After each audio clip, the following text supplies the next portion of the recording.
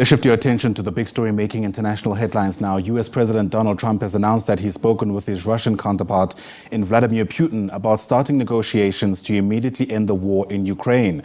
Trump issued a lengthy post on social media indicating that he had a highly productive call, he says, with Putin, covering a wide range of issues from artificial intelligence to the Middle East and energy, while also pointing to some intent from both Russia and the US to end the deaths associated with the conflict that started after Russia's invasion of Ukraine.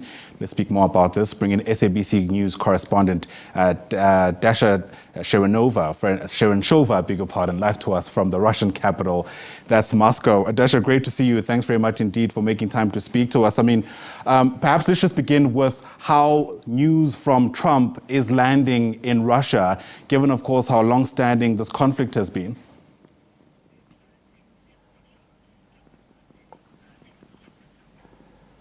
Well, in Russia, there has been the appreciation of this phone conversation, with many lawmakers now saying that it was the first and very important step towards finding the negotiated solution to the conflict in Ukraine. But also on the wider perspective, they say it was important because there has been no communication between Russia and the United States over the course of the past years at all. And this top-level conversation means that the sides have agreed that they are willing to work together.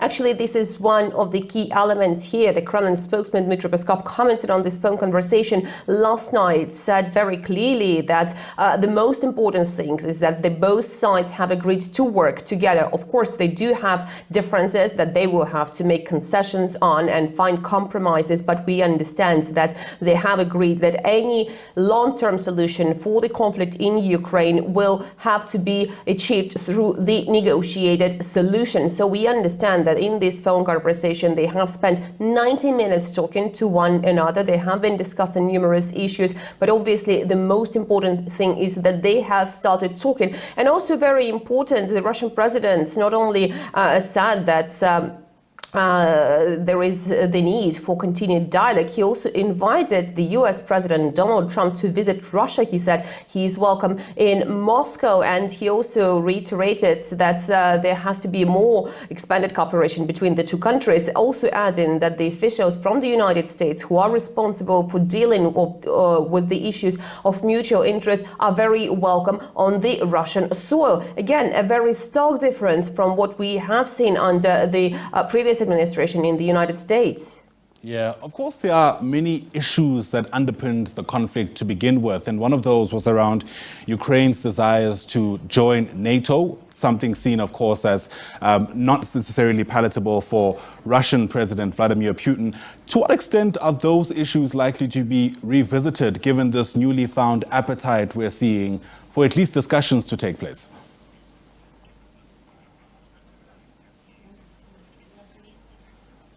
Well, first of all, the Russian president, according to the Kremlin, has reiterated that to solve the conflict in Ukraine, the so-called root causes of this conflict have to be addressed. And for Russia, one of the root causes here is the very desire of NATO to expand eastwards. Again, Moscow has been saying that it was lied to when there was the promise, according to Moscow, for NATO not to expand towards the Russian borders. And that's why Russia says it is absolutely paramount that this issue is addressed. But at the same time, we are seeing now the statements from Washington that it's unrealistic to see Kyiv joining NATO, at least in the coming years. And therefore, it does seem that this will be a very important issue for Moscow, but it does seem that there could be compromises found on this track as well. Yeah, of course, before he was elected, US President Donald Trump did promise that if anybody was going to end the conflict in Ukraine, it was actually him. We know of the relationship that he enjoys with Vladimir Putin. And again, given your presence in Moscow, what's your sense, even just from your feel, of the extent to which there is a renewed hope, shall I say, that this three-year conflict will finally end and that process will largely be led by a Donald Trump?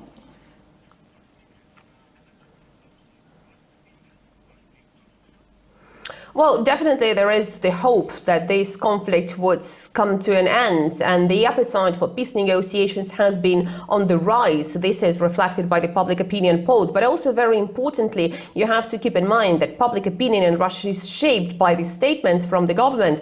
And ever since Donald Trump was campaigning and has actually won the American election, there has been the rhetoric in Moscow that Moscow is ready for peace talks. Moscow was very cautious, saying that they do not expect the significant progress because they understand the general line of Washington, and which stipulates that America should be first and America should observe its own national interests. But at the same time, Moscow has started to repeat day after day that they are willing to engage into peace negotiations, once again reiterating that Russia's concerns have to be alleviated, but they have started to say that talks are the way to end the conflict and they are open for this. So therefore, among the Russian population, you can see the increased desire to resolve this issue through a negotiated solution. And the understanding among many Russians is that this sprint might be decisive. But at the same time, it is very important for Russia to win and to see Russia's terms being observed and succeeded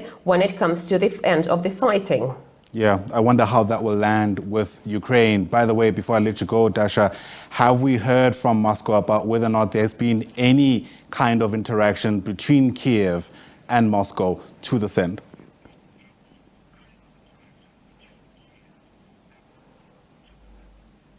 Well, we understand that Moscow and Kyiv do maintain some contacts. They are primarily on the line of the military, that is about the prisoner swaps. We have seen the prisoners of war being swapped over the course of the past months. But at the same time, Moscow has just this morning accused Ukraine of preventing the rotation of the IAEA experts at the Zaporizhzhia nuclear power plant, even releasing the video from the surveillance cameras and suggesting that Ukraine has been actually shelling and using drones to prevent the rotation of the IAEA experts. So at this stage, we understand that the fighting is ongoing. There has been another night of attack by the Ukrainian drones against the Russian regions. The total of 83 drones have been shot down in various regions of the Russian Federation overnight. So it does seem that Russia is continuing with its operation in Ukraine, and the Russian military are continuing to make gains when it comes to the contact line, because over the course of the past months, we have been hearing about the advancement of the Russian military in the Donbas region.